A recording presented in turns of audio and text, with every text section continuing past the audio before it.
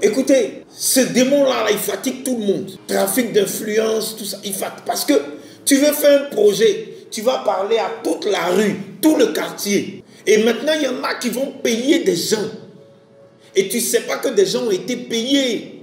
Regardez la guerre de 2010. Des gens avaient été payés pour trahir le président en place. Et Satan, il a plusieurs manières de payer. Les gens s'opposaient. Quel est le projet dans lequel tu es là? J'ai dit l'opposition là. C'est-à-dire que l'esprit là ne voulait pas la reconstruction. Il ne voulait pas. Mais pourtant tu veux t'en sortir. Et je vous ai dit, il y a un club de perdantes là dans vos quartiers. Et puis il y a un club de perdants. Comment il fonctionne? Regardez qu'au quartier, vous êtes toujours assis chez le cordonnier ou bien à la boutique. À notre époque, c'était chez le Mauritanien. Et donc, dans ce groupe-là, si tu remarques, tout le monde a échoué dans sa vie. Maintenant, c'est un groupe de joueurs, de ludo et puis de dames. Dieu va toucher une ou deux personnes dans le groupe des perdants ou des perdantes. Et c'est là que certains vont se rendre compte que les parents là, ils n'avaient pas la même catégorie. J'étais petit, mon papa m'a dit, l'école où tu vas là, j'étais à la pépinière. Ce sont les enfants des ministres. Hein. Si un t'a blagué, sache que quand toi tu veux échouer, lui on va payer son billet d'avion. Ils vont payer son examen BPC, ils vont payer son bac. Tout on paye. Et quand c'est payé, lui s'en va. Son papa est ministre. Toi, souviens-toi de qui tu es. Ce n'est pas parce que tu es dans la même école que tu vas faire les choses comme eux ils font. Quand ils font des bêtises qu'on les met en prison, leur papa ministre téléphone, on le fait sortir. Toi, tu vas rester là-bas. C'est comme ça qu'il y a beaucoup de galériens en prison là-bas. Ils étaient les fils de ministres. Le fils de ministre est sorti. Lui, il est là-bas. Et maintenant, quand l'Esprit de Dieu vient te chercher au damier, ou bien chez le brochetier, ou bien là où il y avait la prostitution, et il y a une fille qui a fait un témoignage.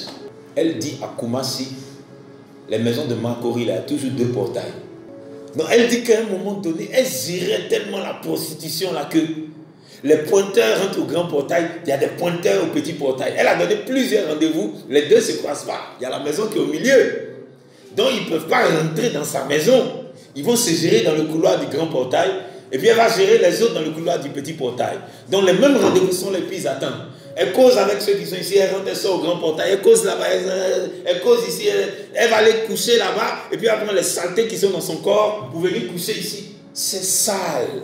Maintenant, le Saint-Esprit vient la chercher. Quand il vient la chercher dans ça, le groupe des perdantes commence à l'insulter. Toi, tu veux dire quoi? On est ensemble ici. Toi, tu veux dire que c'est toi qui as te marié, tu t'en vas où? C'est les mêmes amis avec lesquels tu marchais, tu faisais les bêtises qui sont maintenant devenues source de ta malédiction parce qu'elles proclament sur ta vie.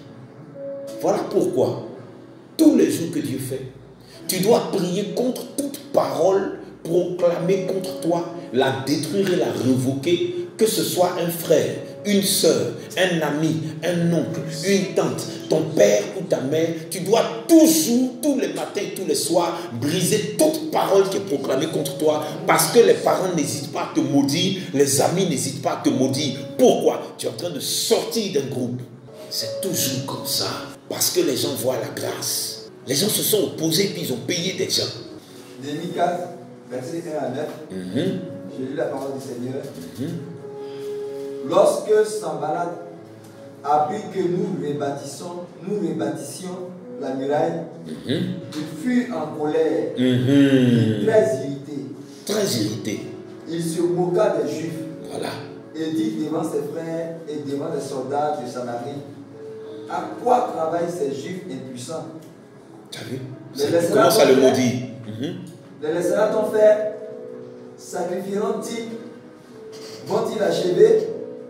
Redonneront-ils vie à des pierres ensevelies sous des monceaux de poussière et consumées par le feu? Tobija, l'ammonite, était à côté de lui. Et il dit qu'il bâtisse seulement.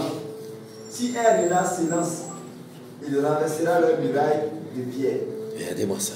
Écoute, au verset 4, écoute, ô notre Dieu, comme nous sommes méprisés, Faire retomber leur insulte sur leur tête. Faire retomber leur insulte sur leur tête. Ça, c'est le contenu de ta prière. Et livre-les au pillage sur une terre où ils soient captifs. Amen. Amen. Voilà encore un autre groupe. Ce n'est même pas le même homme de Dieu. Pendant que tu es en train de bâtir ta vie, regardez comment ils sont en train d'insulter gratuitement des personnes qui veulent bâtir. Le ministère là, tu veux rentrer dedans. Les démons de non-accomplissement ne vont pas te laisser entrer dans le ministère. Ils vont faire en sorte que ton ministère soit une symphonie inachevée. Tu veux te marier. Les démons de non-accomplissement, ils vont laisser le monsieur commencer la dot. Et puis ils vont venir s'interposer à ta dot pour que ce soit une symphonie inachevée. Tu veux faire ton mariage. Regardez, des grands bishops, ils s'est mariés 4 fois. Pourquoi? Mais parce que les démons de non-accomplissement sont là pour faire de sa vie un mariage inachevé. Ils sont là pour s'opposer. Ils s'opposent à la vie de couple. Ils s'opposent à la vie des mariés. Parce que le mariage, c'est Dieu qui a mené ça, le sacré. Ils s'opposent à la paix. Combien de fois j'ai rencontré des femmes dans l'église, elles ne peuvent pas enfanter. Ils s'opposent à l'enfantement. Tu dis que tu veux mener une vie de sainteté. Il va s'opposer à ta vie de sainteté. Tu veux mener une vie de sanctification. Ils vont s'opposer à cette vie de sanctification. Est-ce que vous savez que je lisais la parole, je méditais vers 3 h du matin. Et puis la Bible dit, c'est la parole de Dieu qui sanctifie. Il y a des chrétiens qui ne savent pas comment on se sanctifie. La parole de Dieu, elle sanctifie ton âme, qui va sanctifier ton esprit, qui va sanctifier ton cœur, qui va sanctifier ton corps. Donc, cette vie de sanctification, puisqu'elle vient par la parole, ils vont s'opposer à ce que tu médites la Bible. Tu ne vas plus jamais lire ta Bible. Mais je veux proclamer ce matin que tous ceux qui n'arrivaient plus à méditer la Bible trouvent la puissance et la force de feu de l'Éternel pour méditer de nouveau et lire la Bible au jour et nuit au nom de Jésus-Christ. Ils vont s'opposer à ton adoration. C'est-à-dire que entendre des louanges, de l'adoration, louer toi-même là, ça énerve. Souvent quand tu es quelque part, tu veux louer, tu veux adorer, tu veux mettre une bonne musique, ils vont te dire non, il faut mettre du coupé-décalé ici. Ils vont s'opposer à ton alliance avec Dieu.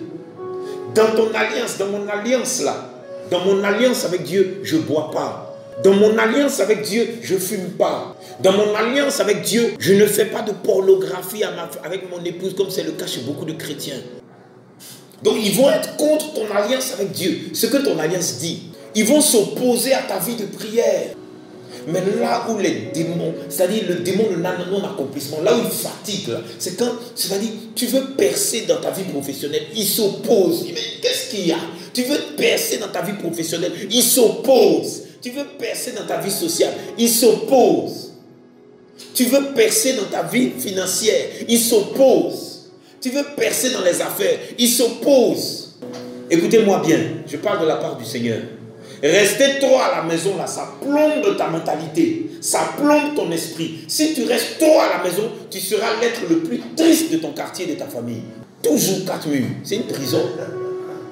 Il faut sortir. Vaincre le démon de non-accomplissement. Qu'est-ce que tu veux? Il ne faut pas croire que Dieu t'a abandonné. Il y a quelqu'un qui s'oppose.